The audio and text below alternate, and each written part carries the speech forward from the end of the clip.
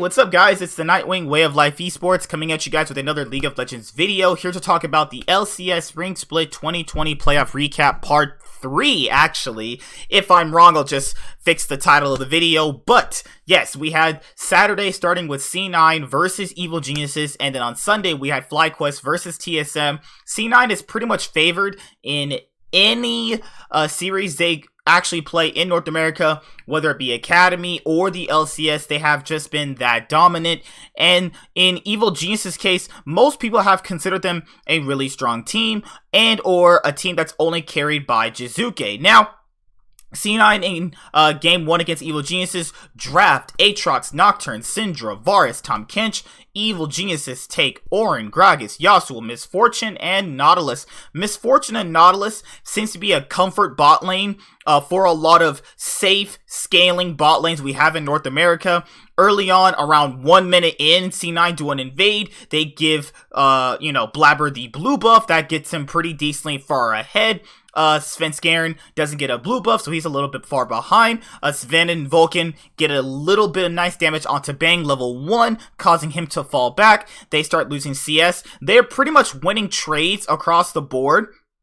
Licorice is winning his 1v1 against Kumo, and then pretty much everything is going well for C9, but the pick of Yasuo in Game 1 really did actually hold Niski back. I like the idea of what Evil Geniuses were actually doing, because since Niski's really biggest thing is that he likes to roam, so if you actually stop him from roaming, that does kind of stop a lot of C9's effectiveness. But to be fair, it actually really didn't. Niski still had a pretty decent impact in the game. Obviously, Yasuo pretty decently counters Syndra with the wind wall, and he's dashing back in and forth. And obviously, he has the shield on his passive, so when she actually stuns him, it doesn't really do a lot of damage. So, yeah, Yasuo, a pretty decent counter into Niski's Syndra. And also, I like the plan that Evil Genius were going for. The knockup combo is a guaranteed instant kill if you land it on any squishy target. And obviously, Tahm Kench can only devour one person anyway. So, with the rest of the match going forward, Svenskeren actually flubs a lot of his Gragas cast, and a lot of the synergy between Niski and Svenskeren weren't really on, It was pretty much, Blabber going in onto Jizuke at level 6, casting the Nocturne Niski unleashing the power onto Jizuke. And yeah, Niski didn't really roam much this game because the pick of Yasuo does force Syndra back. And yeah, Sven and Vulcan played really well. Bang and Zeyzal weren't even bad this series at all. It was just that Evil Geniuses at certain points didn't know what they wanted to do as far as fights. Like, there were a lot of confident fights that they could have taken, but then around 8 minutes in, Jizuke and Svenskeren tried to obviously 2v1 Blabber. Blabber actually gets a kill in a 1v2, and Sven later on killed Zeyzal. It's 3-1 for Cloud9, 8 minutes and 30 seconds in, and then later on, you have more kills going the way of Licorice. Licorice is also 3-0 over Kumo. Blabber is ahead, and Sven's ahead. And when the C9 carries of these guys are ahead, they are feeling themselves. Jizuke also gets a kill. Svenskeren also had a decent amount of early game impact, despite being put behind on the Gragas. And looking over what was actually going on, Blabber does a failed dive where it gives back a kill to Bang. Bang and Zeyzal on the Misfortune Nautilus weren't really looking that great, but it's Misfortune Nautilus. What do you really expect from it? There was a team fight that was obviously breaking out toward 17 minutes in. Licorice is getting jumped on by the other two people.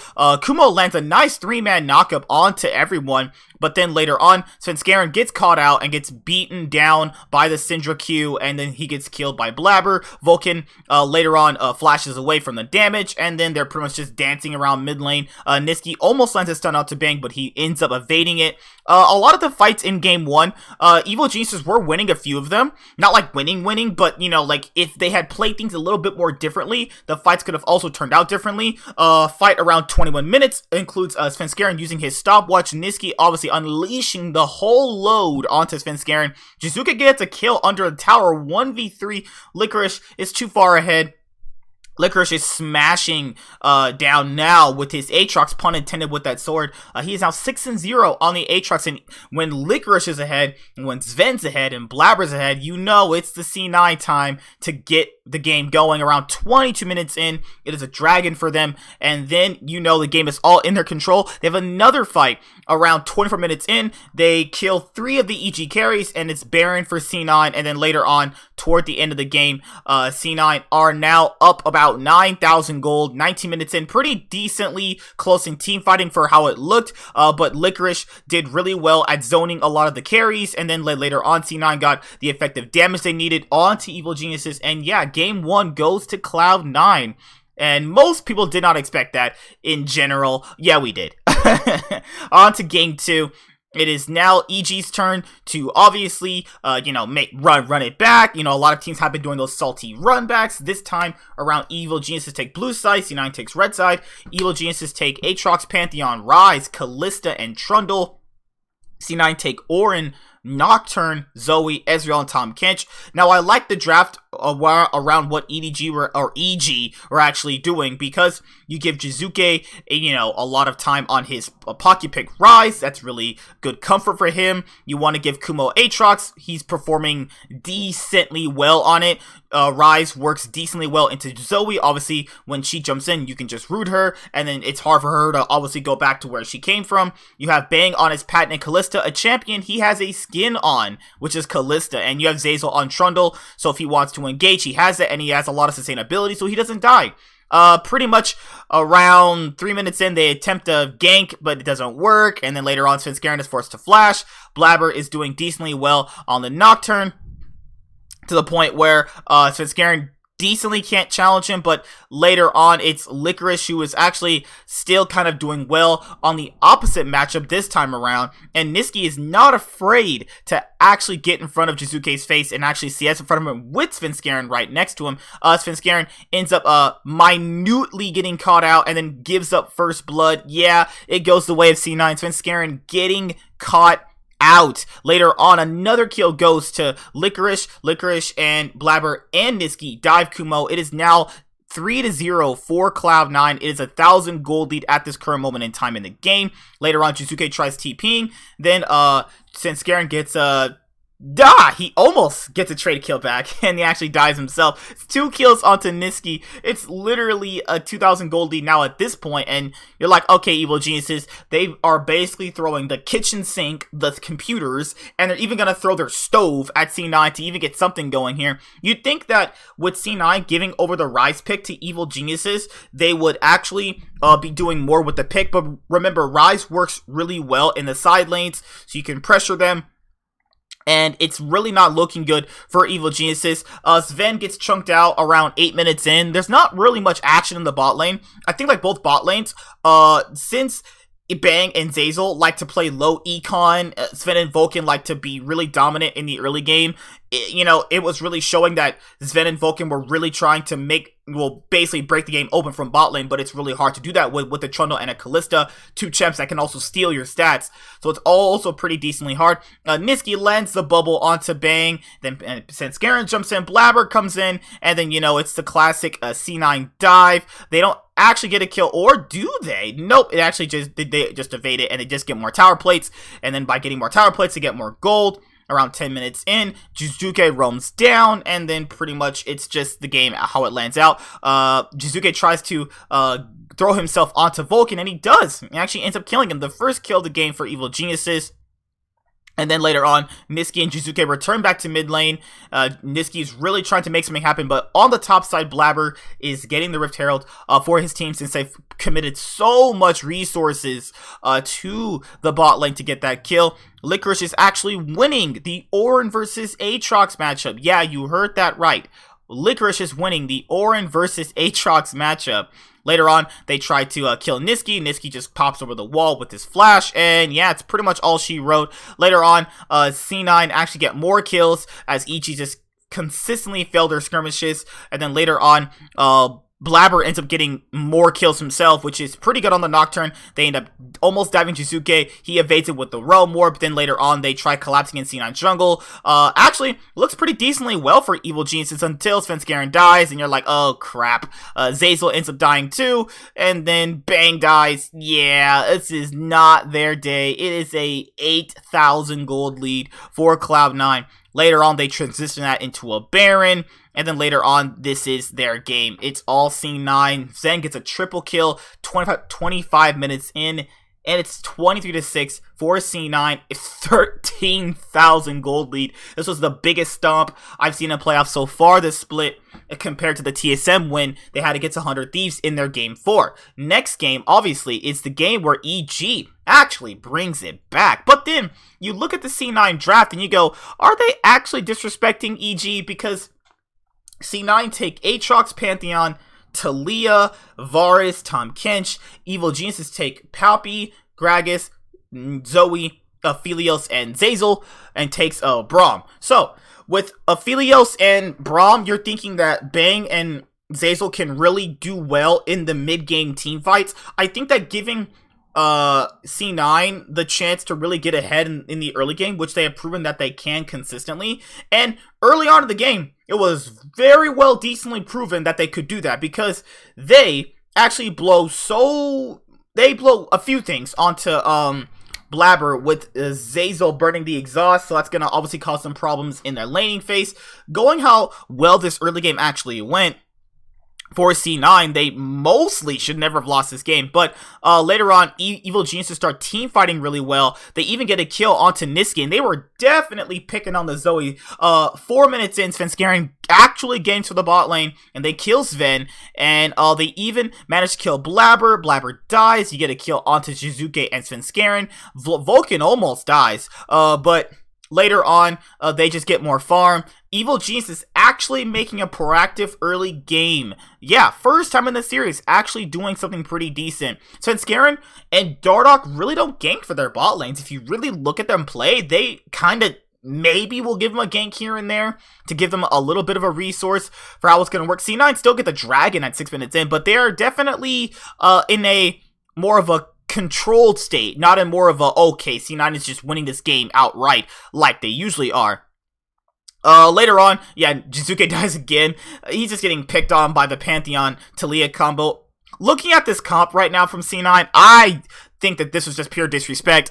Niski doesn't even play Talia that well, honestly. Now, to be fair, this is kind of more of a game 1 champ. You play the Talia. I think that looking at it right now, he thinks that having early game impact with a global champion is going to be pretty decent for him, but I just wasn't really feeling this all too much. Later on, Evil Geniuses start winning every single team fight. They take Dragon, they even kill a lot of the C9 carries, and then, yeah, they're in control. They have 2 Dragons, and then this composition from Evil Geniuses is looking really strong right now. Blabber ends up dying at a certain point. It's 3 dead on C9 with Licorice and Sven dead as well. It's all Evil Geniuses in this game, baby. And now we are on to that game 4. Evil Geniuses, the second team to give C9 a loss during this spring split. They tie TSM with giving them that 1 loss, and now C9 at this point is 22-2 in the postseason. Crazy, but hashtag live evil. Evil Geniuses actually firing back and not letting down early. Game 4. So at this point, I'm thinking to myself, okay, Cloud9, you know, you had your fun. You had your little Talia pick. How about we play seriously? Game 4 is a little bit more back and forth early on. Evil Geniuses, I liked how they basically, you know, didn't just go down without a fight. They did try in this game 4. Like, the game starts with the draft going in the favor of Cloud9, and Aatrox, Olaf, Rumble, Varus, Blitzcrank, and then Vulcan tweeted on Twitter, they took my fish, now I'm gonna play the crank. Evil Geniuses take, Poppy, Gragas, Jizuke takes Echo, Bang takes Ashe, and then you have Zeyzal on Tahm Kench. Now, looking at both compositions, I think that Evil Geniuses are really drafting towards comfortability as well as being explosive mid-game team fights, which leads into objectives while having this steadfast presence on the Poppy, as well as having the global ultimate with the arrow on Bang. Later on, Niski is actually punishing Jizuke decently well. Obviously, it's Rumble early on. He's just completely oppressive at certain points. I love Rumble. Playing a mid also is kind of fun. But yeah, Jizuke wasn't really phased at all by Niski's pressure. And you're looking at this and going, okay, if Jizuke can get ahead early on the Echo, who does an insane amount of damage, well, it's obviously going to be a lot better for him. Since Garen clears out a ward, then later on is obviously almost headed towards the mid lane. Blabber spots him out, places his own sorry. places his own red ward, actually. Later on, Licorice is basically having a field day against the Poppy. Around 3 minutes in, Svenskeren attempts to gank. They almost kill Svenskeren. He has to flash. Later on, Licorice almost gets the 1v1 solo. Niski is also like, I'm gonna have a piece of this action too. I'm gonna fight just like you guys. He starts fighting on the Rumble. Jizuke takes better trades than Niski. Actually, it looks like Niski's almost about to die. He's basically teetering around a chance to actually lose the 1v1, and he does. He gives up first blood to Jizuke. Jizuke on his Echo gets first blood, a pick that he's kind of brought out decently a lot. Licorice comes in and slams him with the sword. Licorice gets the trade kill back for Cloud9. Later on during the game, it's early game action-packed because even Svenskeren gets a kill, and later on, Sven gets a kill. Svenskeren evades in the jungle, and it's like, what the freak are you invading for? Later on, Licorice is literally 2v1ing them. Svenskeren runs away, attempting to get vision on Rift Herald, and then later on, Jizuke is getting, evading all 3 ults onto C9, actually even living in actually a case, and that's pretty good. Jizuke, later on as the series actually played out, was actually playing a whole lot better.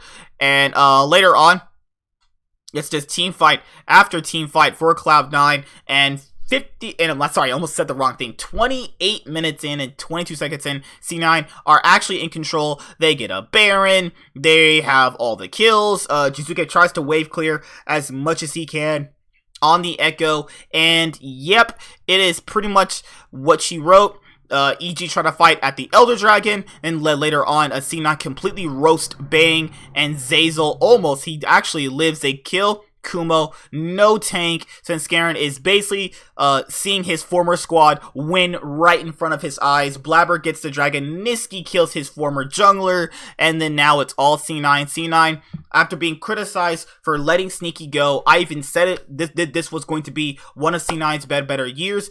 By finally letting Sneaky go, you finally have a chance to bring a new light into the team, and C9 even said they wanted a change this year, and they definitely did. All the haters said it wouldn't work, that we lost the offseason, but now it's all C9. They are in the finals. They are in the finals after being told they would fail this split.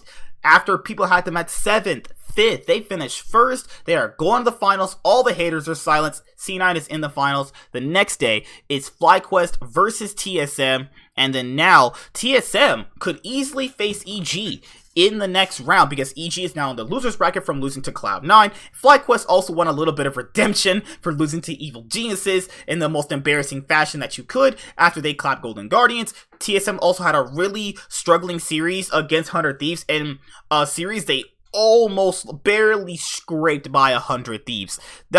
So now looking at this series, you have to look at several different things. A lot of people were criticizing TSM's draft. Well, in game 1, TSM take Aatrox, Jarvan, Victor, Aphelios, and Nautilus. You have Solo on Gangplank. You have Trundle, Orianna, Lovers Duo for Wild Turtle and Ignar. You guys know they prefer that Lovers Duo.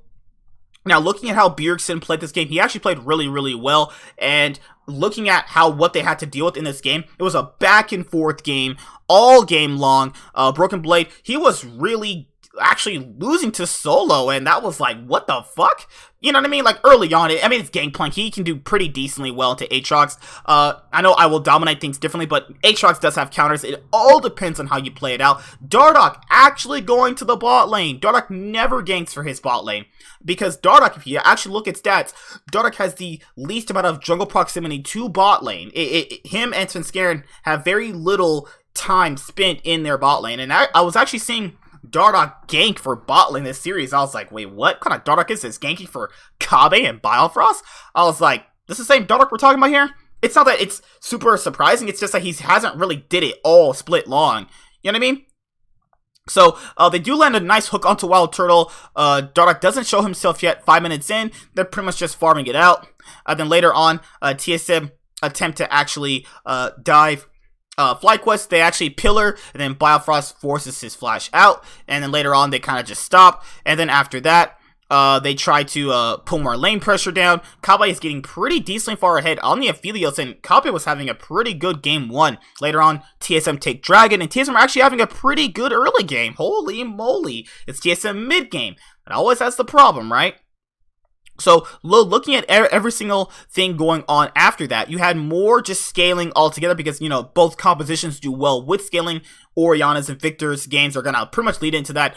Dardoch is still trying to gank for the bot lane, and I think people gave him some undeserved credit in the bot lane. Broken Blade was actually winning against Solo in the 1v1 after a point in time. Dardoch was getting chunked out by FlyQuest's burst damage on the Orianna and the Trundle. Later on, they take the Rift Herald. After that, you finally have some kills. Ignar dies in a top lane trade where Biofrost gets the trade back onto him. They get plates, and then after that, it's just back and forth team fighting. Back and forth. TSM is throwing punches. FlyQuest is throwing blows. We're basically having an anime fight in this game. It's actually a pretty fun game to watch. People say LCS is boring. This game was not boring, and I was thinking to myself, TSM games are pretty, like, you know, depends on which game, day they want to play good on. They actually played pretty well in this game. They were actually doing really well. It was tied early on. Bjergsen was literally MVP of this game. He was 4-1 on the Victor. Later on, FlyQuest lose a crucial team fight. TSM give up 2 kills. 2 kills. Trying to dive when Dardoch, didn't undo his Cataclysm on Jarvan. Later on, Bjergsen actually gets caught out just randomly. That's not a Bjergsen thing, getting caught out. 44 minutes in, getting caught out. And it pretty much gives control over to FlyQuest again. Later on, you actually have FlyQuest, pretty much trying to match the side lanes. Later on, Kabe gets the Guardian Angel on his Aphelios. And then after that, TSM actually lose Bjergsen again. And then after that, Solo dies onto Aatrox. Later on, it's Wild Turtle free firing. Power People gets a shutdown. And then it's pretty much 3 super low targets onto TSM. Bjergsen backdoors. Bjergsen channels his inner Xpeke. And he wins the game 1 for FlyQuest. What a MVP quality player right there. Now in the regular season of this split, but he was definitely MVP of their TSM series so far. Bjergsen channels the inner Xpeke and backdoors. That is crazy for that game 1. Most people thought this would be a boring series, but no, that game 1 definitely proved that it wasn't. Then game 2, FlyQuest are like, all right, let's run it back. It's literally the same comps. It's literally same comps from game 1. They're like, all right, GG, we were gonna win that, but Bjergsen just TP'd. That's the only reason why we lost. This game starts off way differently. TSM actually get 2 kills early on Broken Blade and Bjergsen, so you're probably thinking like, god damn, they are gonna lose because Broken Blade and Bjergsen having the kills means TSM wins. Well, FlyQuest start doing a little bit of what they should do with their composition when they're actually losing. So they start taking objectives, they start placing vision where you need to place your vision at, then you get the Rift Herald, then you summon it around, I think they summoned it top lane, right? Yeah, they summoned it top lane, they got the plates. Later on, well, Turtle gets a kill, and you know when he gets kills, he aggressively starts flashing forward. Then later on, FlyQuest start winning some skirmishes, they start getting a couple kills, Bjergsen dies, TSM are also getting trade kills back, but then later on, you also have FlyQuest winning more trades. They get dragons, they get the Baron. FlyQuest are like, no, we should have won game 1. And then now FlyQuest are on the inhibitors. Later on, it's just all FlyQuest. That Tree Quest initiative forcing TSM back. TSM tried to destroy all of the minions to basically, save their base. It doesn't really do anything. FlyQuest basically transitioned that into a Baron, another Baron. Yes, sorry about that. Solo is basically running 90 miles an hour to get up to the TSM base. Yeah, so FlyQuest bringing it back in game 2, and we have a series. They kill Kabe. It's series time, baby. Let's go. Game 3. You have FlyQuest actually taking a different approach in this game. FlyQuest put Solo on Aatrox. He's been on Gangplank, but being on Aatrox is fine. Broken Blade was on Aurelia. All of his good, really nice Turkish highlights were on that Aurelia pick. So, FlyQuest take Aatrox, Trundle, Azir for Power of Evil. That's where I kind of criticize the drafting mistakes. You give Power of Evil Azir? It's like giving Faker, like, his most valuable picks. You know what I mean? And then you give Wild Turtle Ignar, the lovers duo, obviously. TSM take Aurelia, Jarvan, Bjergsen on his pocket pick Zillion. Pretty good. And then you have TSM on the Aphelios and Nautilus. So in this series, I think that Kabe is still the most underrated member on TSM. I think he's been playing actually pretty well, and he's been laning effectively really great as an ADC. Broken Blade on the Aurelia looked pretty strong early on, and, you know, it's one of his more better champions. You know, Broken Blade likes to be explosive. You know that he loves to obviously get early kills. He had 3 kills early on. Dardoch and Broken Blade, the topside duo for TSM, put in work. Obviously, you know, Power of Evil getting kills on mean that, you know, it's really scaling up towards that Power of Evil power spike, pun intended. Later on, Broken Blade, he actually knows and sniffs out a gank. It's like he can literally tell it's there, but he actually does almost evade it. No, he does not. He does not evade it. He actually gets shut down by Solo. And then, I don't know how he didn't know a gank was there, despite obviously sniffing it out. It was kind of weird, though. Dardoch takes, what's this dragon called? Mountain Dragon, actually. So he takes a Mountain Dragon. Later on, it's FlyQuest, winning more skirmishes, winning more team fights, more kills on a Power of Evil. Broken Blade was really trying to win in this game. So was Bjergsen. Bjergsen played absolutely great on his Zillion, but it just wasn't enough for TSM. Later on, Power of Evil is now Nashor's to Leandri's Torment Death Cap. He built Death Cap second item. And now a Void Staff. Power of Evil is insanely strong. It's 2-1 FlyQuest. 2-1 FlyQuest. Broken Blade dies. Then you have basically Biofrost dying. It's all FlyQuest, baby. Get that tree quest initiated, started right now. Game 4. TSM, you need to win this game in order to go to a Game 5. TSM need to win this in order to actually even probably make it as far as they can. This game is actually a reverse of what happened to that 100 Thieves TSM Game 4 game, because you take a lot of these solo carries and you put them onto Bjergsen and Broken Blade, and they give Dardoch Elise, one of his more stronger back in the day junglers. Now, Dardoch had his best game on this Elise. This game, pretty much to sum it up, TSM literally fisted FlyQuest in their ass. That's what this series was. Dardoch took his fist, put it in Power People's butt. That's how bad it was. Dardoch was just running over with this game. Giving Dardoch Elise is just an easy way to lose. Bjergsen had kills. Broken Blade had kills. Dardoch had kills. A kill for you. A kill for you. A kill for all of them. Now putting TSM's best players on their decent little picks that makes them strong. Most people even thought that Sylas was actually not that good. I think Sylas works out really well for a player like Bjergsen, who he can make plays with and have a late game effectiveness with. This game is all TSM. TSM win the fastest game of the series. This game was over 5 minutes in. TSM proving they can play early game. They can play the mid game in this game.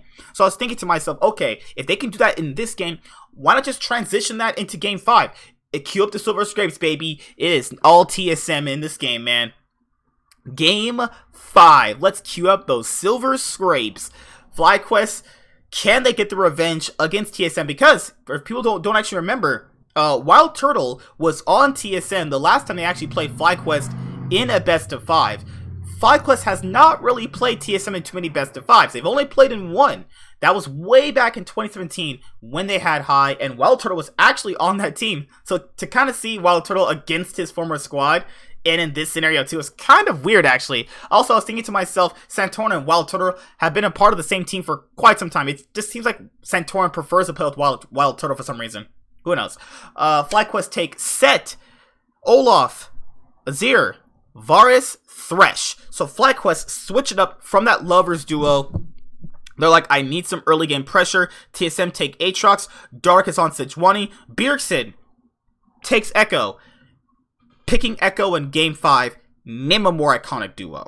Then you have TSM spot lane, which is the same it's always been for almost all the games in the series, which is Aphelios and Nautilus. So the story of this game bodes into, I think, draft for TSM, but not as serious as most people are actually thinking. I think that when you really look at how TSM played in Game 4 and how they didn't play that in Game 5, you could either tell, did the nerves get to him?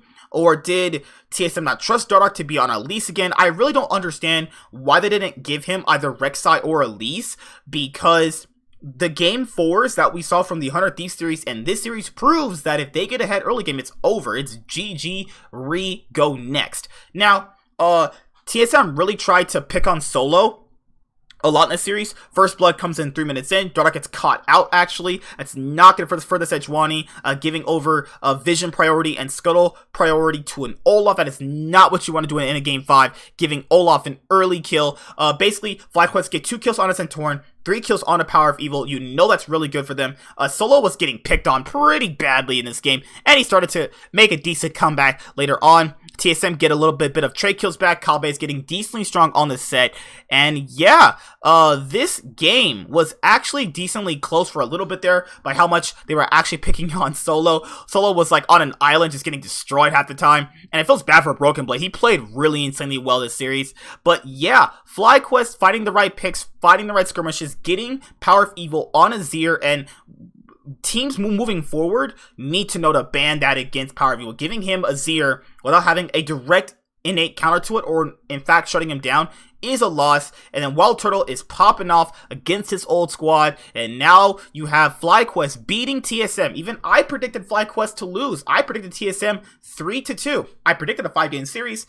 But hey, FlyQuest get the revenge after 2017. TSM season is over, and people are going to be flaming them out their ass after this game. But yeah, TSM actually loses to FlyQuest, so your top 3 teams of the LCS at this moment are C9, FlyQuest, and Evil Geniuses, something nobody said at the beginning of the split. And yeah, that has been the LCS Spring Split 2020 recap part 3. So yeah, it's finals week, and we will be definitely giving you guys a stream for finals week, and it's gonna be hype. I can't wait for C9 to face their final opponent and win the trophy. See you guys later. Like, comment, subscribe, most of all enjoy. I'm the Nightwing, Way of Life Esports, signing out. See you guys later. Goodbye. Who are you rooting for, FlyQuest, EG, or C9? Hi there, guys. Be sure to like and subscribe to the channel for more stuff. Yeah, thank you.